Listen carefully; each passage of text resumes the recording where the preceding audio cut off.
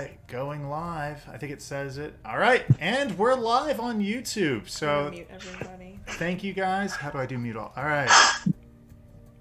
Did I do it? Yeah. All right. So muted all on the in-house, so that way it's in our ear.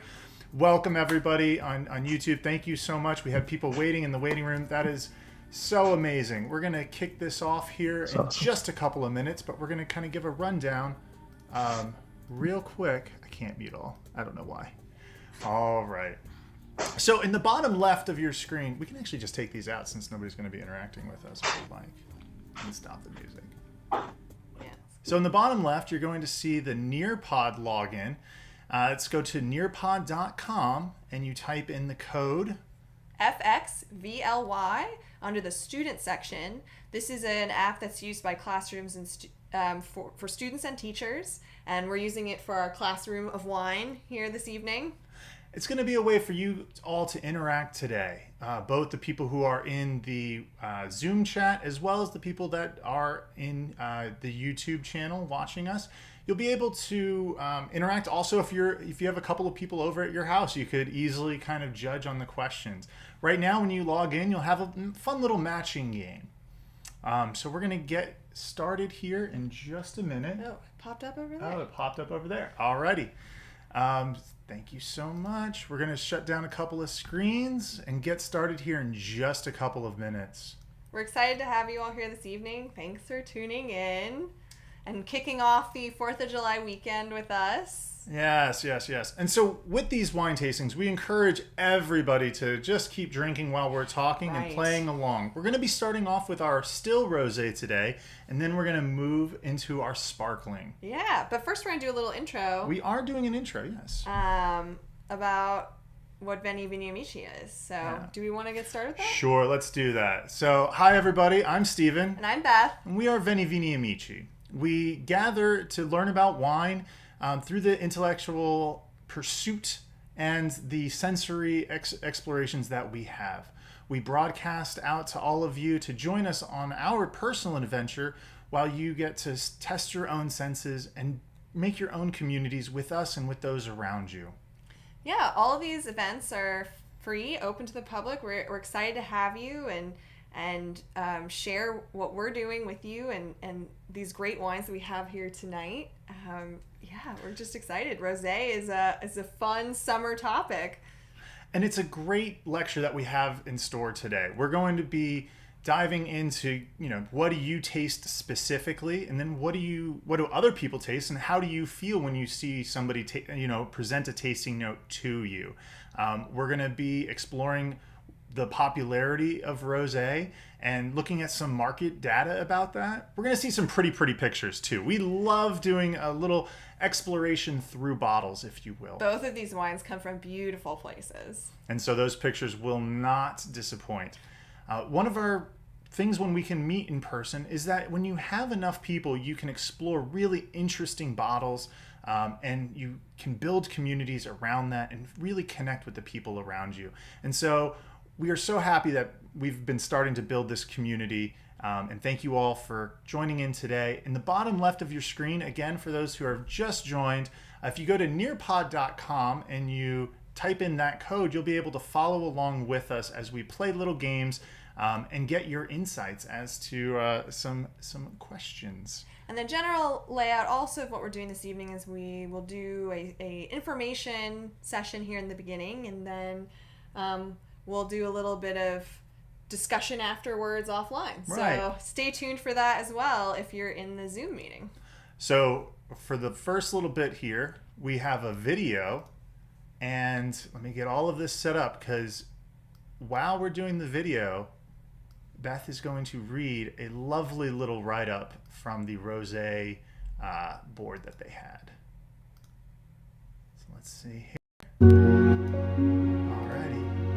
Okay, the Mediterranean and the Alps. Between these two wonders of nature, there's a third, this time man-made, the Provençal vineyard. Its dazzling, sun-drenched vines span 200 kilometers, crossing through the Var, Bouches-du-Rhône, and part of the Alpes-Maritimes departments. Under the southern sun, the scenery is breathtaking. When you set foot among the vines, a holiday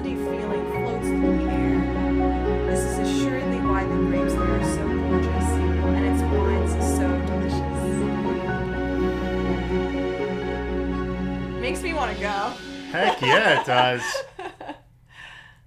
So today's lecture, we're going to first go down to Provence. We're going to taste some rosé. We're going to talk about the history through the lens of the wine that we're drinking, the specific négociant, if you will. And then we're going to kind of round out the discussion of rosé from Provence and then move to Alsace. From there, we're going to look at some pretty pictures. And again, we're going to look into what bubbles have to offer. There will be a quiz on whether or not you know the traditional methods. So start thinking about if you know your keywords. Yes, we're going to weave in a little bit of how these wines are made throughout the discussion today. So. All right. So why don't you click on the next slide? All right, so for all of you that are on Nearpod... Thanks for joining us. Yay! We have a poll coming up that asks, what are you specifically drinking? We've had these 2 bottles per lecture in order to kind of have a side-by-side tasting. But we understand that a lot of times if you're drinking by yourself or if you don't want to drink 2 bottles between 2 people, that's perfectly acceptable. But it gives us a sense of what our audience is today. And so we will be posting those poll results in just a minute. So where we are is we are in the southeast of France today, in the Provence region. Yes. So here we're looking at a map. The upper map has the peach, green, and purple. We're looking at Côte de Provence on the most eastern side. Then we have Coteaux Varois en Provence in the green in the upper map. And then we have Coteaux d'Aix-en-Provence, and that's in the purple, the westernmost part of Provence. And in the lower map, that's actually in green. That's where the bottle, Quatre Tours that we're drinking tonight came from. And what's interesting about Coteaux d'Aix-en-Provence is that it is the most affected by the Mistral winds. And so those are going to be the cool winds coming down from from the Arctic Circle, if you will. And so when we think about Italy, they have the Alps mountains that actually protect them from these cold winds. And so it's very cool compared to some of the other regions of Provence. And so, yes, we were kind of chuckling because, we use these wonderful resources online, and we will, the citations for these are throughout our lecture. And this one was like, why'd they switch the green and purple? But would you like to participate in the polls? And I'll share the results. Oh, yes, please. Should I just go ahead and share? Sure, go ahead and share them. All right. So let's see, what do we have? We have a pretty good split of non-answers. Everybody, please participate on your cell phones if you wouldn't mind. All right, let's get into the pretty what So while we do that, let's see what their next slide is. All right. So, go back to the other one. Never mind. Sorry. So what these pictures are, this is a picture of a beautiful, beautiful tasting room and vineyard. So the Maison des Vignes Côte de Provence, you can try up to 16 wines from Provence there. It's a great starting place if you're doing some eno-tourism there in Provence. There's so many pools as well that are associated with this. I mean, this is a really gorgeous area in the summertime. Everything's beautiful. And the lavender you've probably heard of a lot. So this is a lovely image of lavender in front of an old abbey in Provence. And so with the abbeys, we have to go way back in time. All right, the wine in the Provence region is some of the most early recorded of having wine production. It is considered that this might be the first wine in the world. And so to get red wine, we have to take red-skinned grapes and have our white juice sit inside of those red-skinned grapes after being mashed up and formed into a big must, if you will. And then what happens is that dye from the skins gets into the juice, and then you have red wine. It's believed that way back in the day, they wouldn't have had the techniques to hold them in contact together. So the very earliest wines from Provence were most likely rosé. This is not a brand new thing that's coming back into vogue. It's been around since the beginning of wine. What's old is new again. Oh, and so here, these are a snack that's known for the region. And so at this website here listed below the image is the Route de Vin de Provence, and so they create all these tours. So if you go down there to Provence and you're looking for a route to take through the vineyards, they have all these different routes planned, and this one in particular takes you to a variety of delicious restaurants that'll have berries and desserts and farm to table cooking, and it sounds like a lot of fun. So we'll try to remember to throw that in the chat in case you want to check that out later. Of course. And for those of you on YouTube, it will be in the description channel after the recording is finished, when it's been edited. So with I'm going to pull up my Nearpod over here so I can play along with all of you. We are going to get into the tasting profile. So why don't you click the next? All right. And so when we talk about wine, the very first thing we want to start thinking about is the way that it affects your mouth, right? And what sensations you have. And so our very first question that we have today is going to be on the acid level of the wine. And so you don't even need to start thinking about the fruits and the flowers or the vegetation in the wine. Just really start thinking about, what do we have when it goes into our mouth?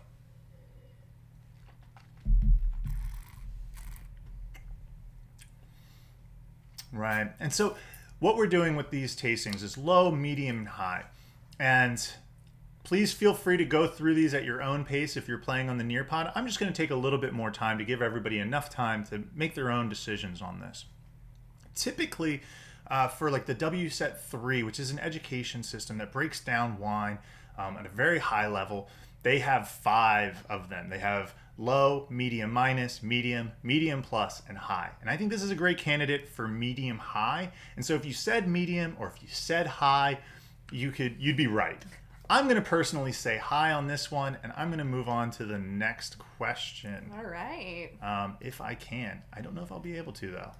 Uh-oh. Well, I think so. There it is. Yep. Alrighty. I think we just needed all right. more And so space there. tannin levels. With rosé wine, you typically won't expect any tannins, right? Because tannins come from the seeds, the skin, and oak barreling.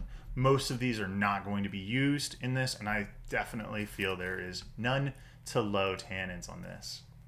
The sweetness level of this wine, I do actually detect a slight tinge of sweetness on this, but I'm going to definitely say low because this does not step into the realm of a high level of sweetness. Mm-hmm. Now that sweetness, as I was saying earlier, like it was a medium plus acid level, and maybe I'm starting to think that, is that sweetness kind of balancing that acid level a little bit? Without that sweetness, would that acid level be even more intense? And then the last one that we have here is the body of the wine. And so with this, we're going to be thinking about milk versus water, that viscosity and that mouthfeel. And we didn't cheers earlier, so let's do that, everybody. Cheers.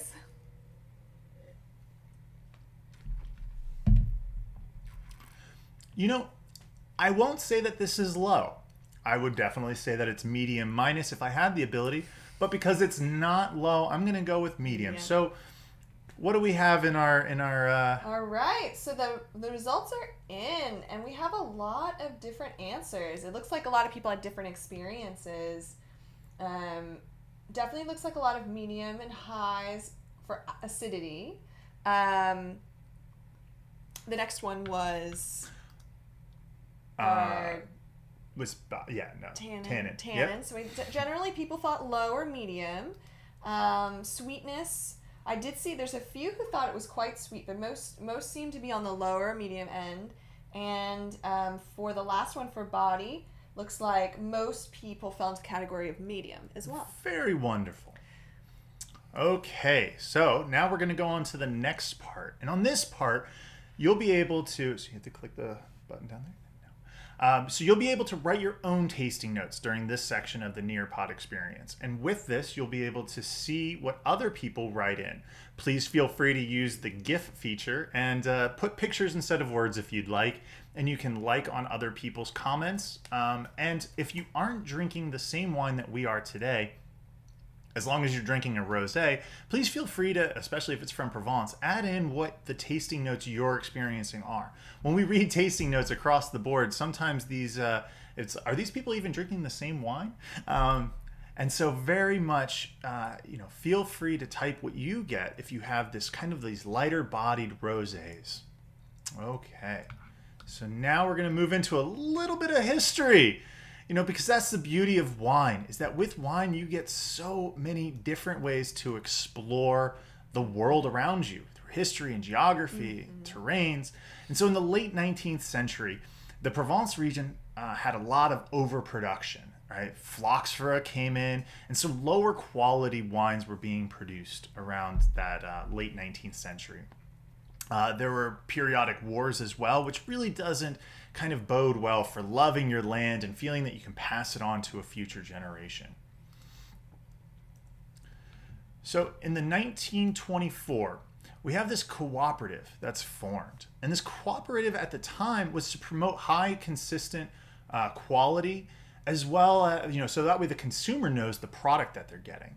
Right, nowadays we can think about it like as a brand, where they say if we put our stamp on this wine, it means something. It means good quality, but also it's a really good thing for the farmer to get into, because although they might not be able to get the highest value on a great vintage for their amazingly produced wines, they have some consistency year after year, because if there is a bad vintage, the cooperative will be able to kind of take care of it and weather that storm together and collectively.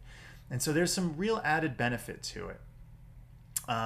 What we do have, though, is we have a situation where as time progresses, these cooperatives kind of take advantage of their position and they start producing less and less quality. Their love for the brand fades a little bit. But Quatre Tours, did I say that correctly?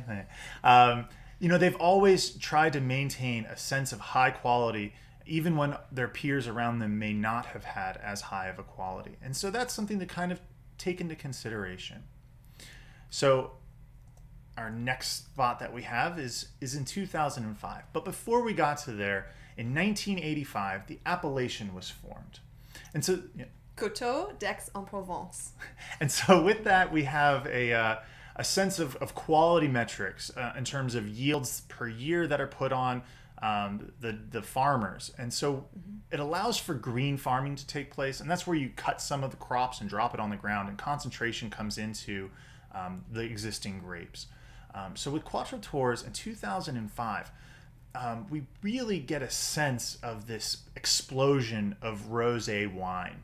Exports to the United States start increasing, and it produces this really wonderful life cycle, right? Because they're able to get more money by exporting it to the United States, and then they reinvest in themselves. They're increasing their production quality, they're increasing their vinification, they're getting better experts that are getting the correct grapes and processing it in a manner that produces a better wine, and therefore able to charge more for it.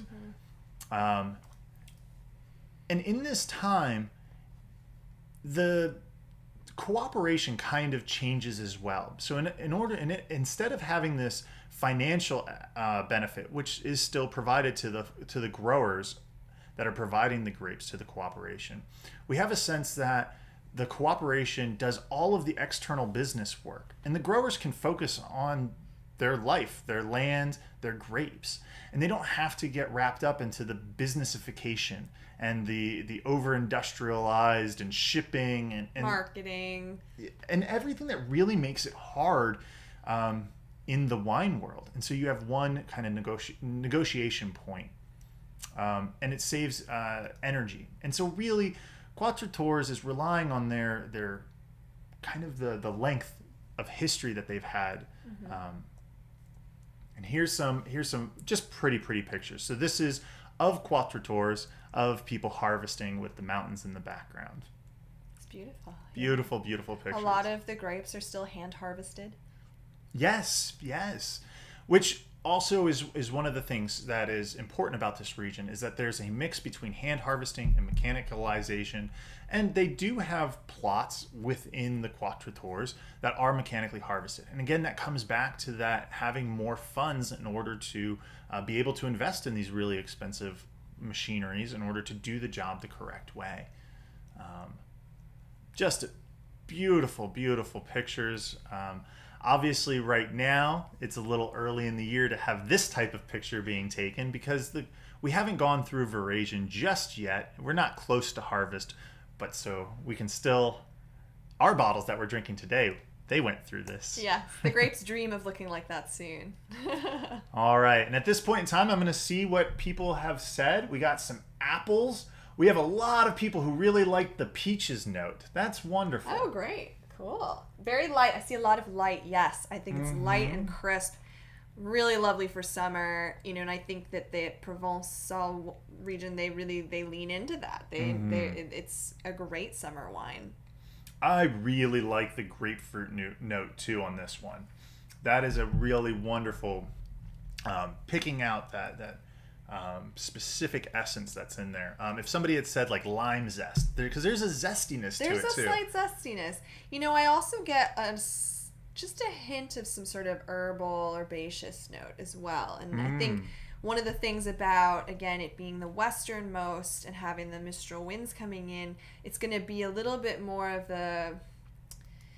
I don't want to say the others are unsophisticated, but some of the other regions might be a bit fruitier, a bit riper. This is going to stay a little bit cooler, so you can get more of these other interesting notes in there. And if you see me looking off to the left, that's because the big monitor that has everybody's display is over there, and I'm not ignoring you. I still see you. Thanks for writing in your thoughts. It really is wonderful. Also, it helps that I don't have to come up with it on the spot. I can read what you say and then say what I feel too. I also feel that there's a sense of minerality with this wine. I like that. It's like licking a rock. No. A little bit of like almost salty sea air minerality. Exactly. So one of the things with Rosé region in Provence having more money is that they're putting more money into the research, because if you have research and you have data, then you can create an awesome story. And so what they did was they analyzed the colors, and they gave terms to them as well that they feel is more appropriate. Of course, if you look at older textbooks, some even call wine blush versus rosé. Let's get into that real quick. So blush wine is more indicative of that white Zinfandel that has a little bit of red tinge to it. When you talk about blush wine, it's kind of faux pas to say that this is a blush wine because it's dry. It's not sweet. And so we kind of reserve blush wine for the sweeter rosé colored wines.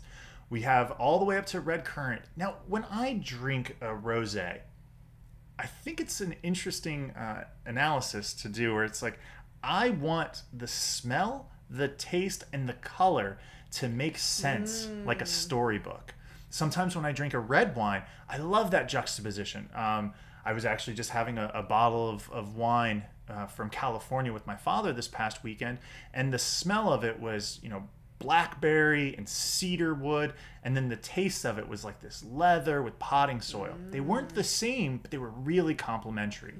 And so if I had this color and this smell of grapefruit and peaches, but then the taste was of overripe apricots, I wouldn't necessarily think that I was enjoying my experience as much. And so that I think is an interesting... Oh, can we go to the next question for everyone? Yes. So we have another Nearpod question coming at you. All right. Quiz question. All right. So what is the typical maceration time for rosé? So in general, the longer the wine sits in contact, the juice, once you mash it up and it sits in contact with the skins, the darker it gets. And that's where the color's coming from, right? Yes, exactly, from the skins themselves. And so that is our question right now. As people start filling it out, that would be great. Fresh question. Here we go. And so once you mush that down, I guess while people are answering that, we don't have a wine today that is the second form of making a rosé. Yes. So the two major categories being time in contact with the skins, that creates color. The other major way to make rosé, and you'll see this in rosé champagne, is actually blending a white and a red wine. That champagne's the most famous example, but it's less commonly seen, and in still wines maybe a little more frowned upon in quality wine. But there's some really delectable rosés that's how they do it. Exactly. You've made your own red rosé wine if you've done a tasting and you've had a little bit of white wine poured into the end of a red wine. No. All right. So, let's see. What do we have? All right. We have a lot of B, 2 all right. to 20 so I'm going to go with the group here. And then our second question is, which of the following sentences utilizes the word must correctly? If you were paying attention early, it was when you start stamping on the berries and you pull out that mixture of juice skins and seeds and it's all just sitting in the tank. That's your must. You can still pull off that juice, and that's you pull it off early in order to make a rosé wine. But also equally appropriate use of the word must is you must try this rosé wine, for it is delicious. Cheers. All right. Let's see. We got mostly C's there. Very nice. Very nice. All right. People agree. Shall I proceed to the next question? Or do I leave this? I'll leave this up for okay. We'll just keep going. I should put an indication when we go to the next question. We're going to put a dot on the screen next time. We're figuring it out, people. And thank you for being with us. Hope you're enjoying the Nearpod experience. And so this is how rosé is made. We have the juice. The must is formed in that first tank, and then it's pumped out from the bottom into a second tank. At that point in time, it's fermented, and then it sits, and then it's bottled. Temperature control is really an intricate part of this because you don't want maceration to happen at hot, uncontrolled temperatures, because what can happen is you start fermentation while it's still in contact, and it's not ideal. I believe at that point in time, you would have oxidation that would come into the wine if it starts to ferment at that time. So we don't want that to happen. Okay, now we do go into the next question. And so, like I was saying, there's wonderful, wonderful resources that are being put out there to the about what's going on in the rosé world. And here's another wonderful, wonderful resource out there. And so right now, we're having questions pop up that are about you. What is your specific interaction with rosé? And so this is a multiple selection question. You can pick more than one answer.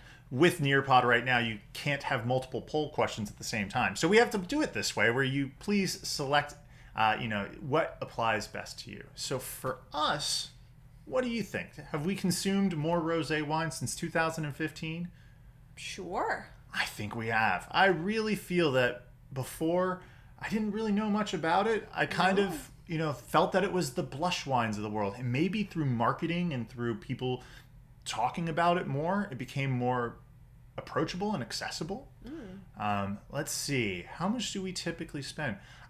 I feel that this value has been creeping up, but I do believe typically a rosé, I don't spend at the top end of my budget. When I drink rosé, I fall into that category of and this resource actually identifies this, that rosé consumers are typically those who are living life, right? It's easy to grab a bottle of rosé. You're not caring about pairing it with a food. The rosé itself is the party, right? Yes, you can have appetizers, but normally it's paired with an outside concert or sitting in a park. It feels more approachable than maybe a white wine or a red wine would be. More fun. It's synonymous with fun and summer and all those kinds of things. Which our other wine that we have is our champagnes and our sparkling wines, because those are synonymous with fun, but they're not at the $10 to $15 price point typically. No, sparkling wine production is a little bit more expensive. Bottles tend to be a little bit more expensive because of that. And then for us personally, we did do a tasting at Unwind in Alexandria, where on Rosé Day, where we dressed up in these outfits, we were able to taste some really high-end rosés. And wow, were they delicious. They really were complex and interesting. And we did end up spending more than $20 per bottle on that day. And so, got to give it to Unwind. It was a wonderful selection. All right, sharing the results. And so at this point in time, hold on. I can maybe fix this. I can narrate a little bit. It looks like majority of people are drinking the same level of consumption of rosé since 2015. And typically spending 10 to 15 seems to be a popular answer as well. Although a fair number of people have also increased. Maybe not quite as many have stayed the same, but close. Boop. All right. There you go. So find your colors, and hopefully there are people that have joined you. Thanks for participating in the poll. We are going to do a write-up after this where your tasting notes and your answers are going to kind of get compiled into our report on what rosé is. Oh. Market rosé research. by the numbers. Exactly. But so some more numbers here. Is consumption versus production in 2019. And as you can see, the consumption and production numbers, supply and demand, if you will, are basically perfectly in balance. We have France being the highest consumer of rosé wine, and then the United States. And then Germany, right, Germany.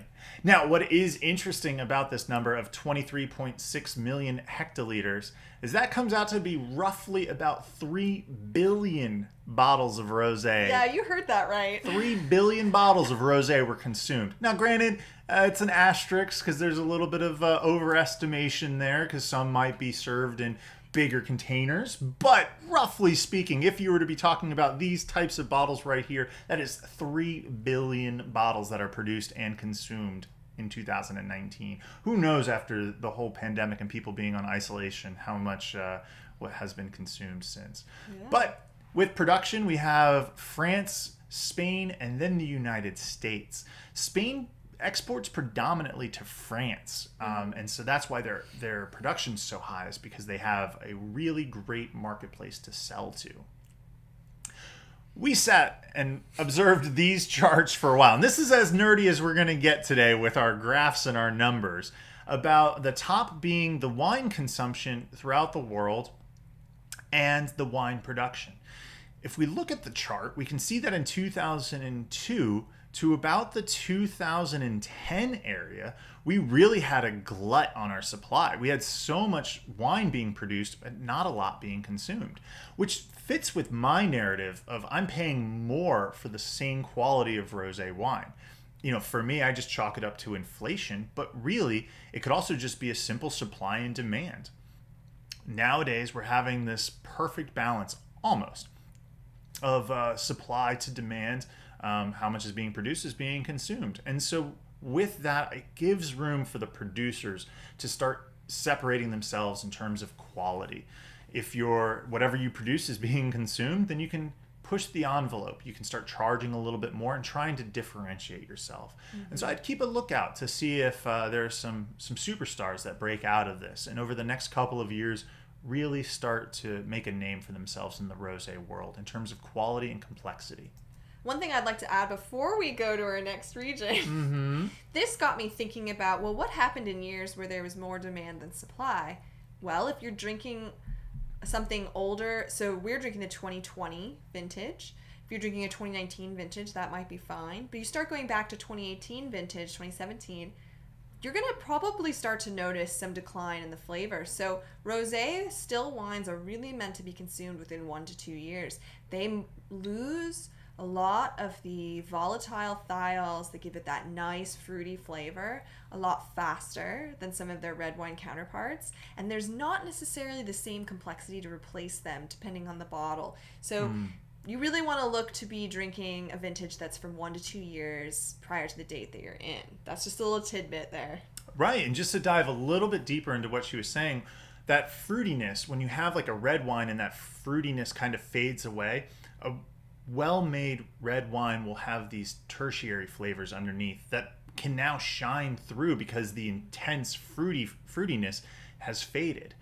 Whereas with rosé wine, once that fruitiness kind of fades, there's not much left behind it. We like rosé because of the fruitiness. Yeah. And the freshness. The fresh, lively character. And when that fades, it might be time to pass on that bottle. The acid in the wine. So if a low acid rosé is not something that's typical, and that's not something that you as the consumer likely would appreciate with the rest of the flavor profile of what's being produced. Alrighty. Okay, transition. Now we're going to another part of France, Alsace. And so that's going to be right on the border of France and Germany. We have our nice little star there, but I put a little zoomed in portion of where we're going to with our specific bottle. Now, we have... Pfaffenheim. And we have this mountain chain. And so when we're in the northern hemisphere, a lot of the times, just as a basic heuristic, when we see a mountain chain, to the right of that mountain chain is going to be drier. We can see that in the Walla Walla region of Washington. We see it here as well. And so although this is so high north, it's higher north than Champagne in terms of the latitude lines, we still can produce really wonderful wines. The wine that we're drinking tonight is 100% Pinot Noir, and it's made in the same method of bleeding off after short-term maceration. It is not made by blending a red wine. I know, we were kind of hopeful that we could have one of each style of winemaking, but it turns out this one is just 100% Pinot Noir, so there was no blending of white and red to make this pink. All right, go to the next one. All right, and so... All right. Quiz we question. do have a quiz question. While we're showing our pretty pictures, we are going to start exploring our wine. So we're doing the structure first, just like last time. So looking at the acid, tannin, bodies. First acid. Yes. And so we're going to be looking at the picture while we drink the wine, because that's just a more enjoyable experience. Let the wine help you escape. Have a little bit different croissant. Oh, it's so gorgeous. Yeah, it really is. And so now we're assessing the characteristics. I'm going to walk through this while you guys hopefully do as well. So the acid of this, again, with most all sparkling wine, it is going to have a very high acid level, because what we're doing when we create this wine is we take a dry wine that's made, this is made in the traditional method, right? So we have a dry wine, we add sugar and yeast to it, and then we put a cork on it, and then we have a second fermentation that happens in the bottle. If we add sugar and yeast to a super sugary wine, that yeast is still going to keep gobbling all of it up, and so it's really just going to showcase the underlying characteristics. There's not going to be a ton of sweetness left in these types of bottles, and so you want to always start with a high level of acid. All right, we got answers coming in online. Yay! Great. Okay, so the next one. This is the fun one about sparkling wine. It really is. This is what we talk about all the time. Well, because we drink a lot of sparkling wine nowadays, is the bubble structure of this wine. And so, as we said, we have the traditional method. And so with that, has very high pressure in the bottle. The other method being the tank method that's commonly used. You might have heard of Prosecco. And that's where you take the still wine, you put it into a tank, you add sugar, yeast, and then you keep it under pressure, and then you push that into a bottle once it's done with its second fermentation. The atmospheres of that bottle is going to be much lower, and the bubble structure that results when you drink it is also going to be much different. It's going to come off as like a larger, more lager type of bubble structure. So, what do you think? So with this, I'm going to say that it has, I would say moderate. It's also not as effervescent as some sparkling wines that we've had. But the effervescence that it does have reaches into that moderate range. I would say that's a good answer. I would agree with that. There are some studies that have kind of the introductory findings that the caves of Champagne allow for that perfect development of tight, small bubble formation, as well as having just a ton, millions of bubbles formed in each bottle. Now, whether or not that's marketing, I can't lay claim to that at all. All right, so now the sweetness of this one. I'm going to go with low on this, and we're going to see what the results are. And then the body, I'm going to go with a medium body on this one. It's very lovely. All right, let's throw up the results. Okay, so, well, in this case, I'm going to give a little summary. So it looks like with the acid, we have a lot of medium or high. Bubble structure, was that the second one? I think most people agreed that it was moderate. That seems to be the most common answer. Then we proceeded to... Anyway. And body, it looks like most people were Sweetness. Low and medium. I think, so sweetness, we got a lot of lows, but a couple people thought there was a lot of sweetness. So there's a variety across the board, different people having different experiences with the wine. Wonderful. So now we're going to play a little mini game while we talk about that traditional method again. What's this? Oh, I don't know. Oh. Okay. All right. Well, we're going to skip over that because we did kind of go into... Oh, I'm sorry. Well, no, it's fine. Oh, okay. We are going to just start assessing the tasting. So again, please feel free to jot down your tasting notes if you're drinking sparkling wine today. If not, just throw up some smiley faces. Who knows? So Alsace region has been around for a while. It's transferred back and forth between Germany and France throughout its history, but it has had a rich history in wine production. And as wine has become more and more enotouristic, we have more and more development of things for us tourists to enjoy while we're there, such as biking through the vineyards. That sounds lovely. What about a hot air balloon ride through the sides of the mountains and through the valleys? Oh, wow. That looks gorgeous. That really is gorgeous. Yeah. Just sit here for a moment. But of course, it's still France and it's Europe, so this is what their 10-day wine festival looks like. Sign me up. If anybody, looks like you're seen. If anybody from Alsace is watching this right now, please get a hold of me. I would love to chat. So of course, we're gonna discuss our bubble notes. Yes. So, well, while a few of them come in, there was one other little history lesson. Did we mention? So one of the interesting things about Alsace is that it's been traded back and forth. We did mention that. Yeah. Oh, we did? Okay, great. We right. were Oh, I'm sorry. I was so focused on the quiz. But I think that's one of the interesting things about the region. So there's a lot of German and French influence both. So if you get to visit, something to look forward to. Just kind of going, just chatting here while more things come in. Oh, okay, yes, it tastes like balloons. No, it tastes like we should be on a balloon drinking this wine. I have to comment that I encourage these as well. A polite early morning rave in your mouth. That is, cheers to that. I think I know exactly who wrote that one. These are great. So cherry and chalk. This wine really does go well with food. There's this cranberry cherry. While we're drinking it just in this lecture setting, even with the pretty pictures, I appreciate it.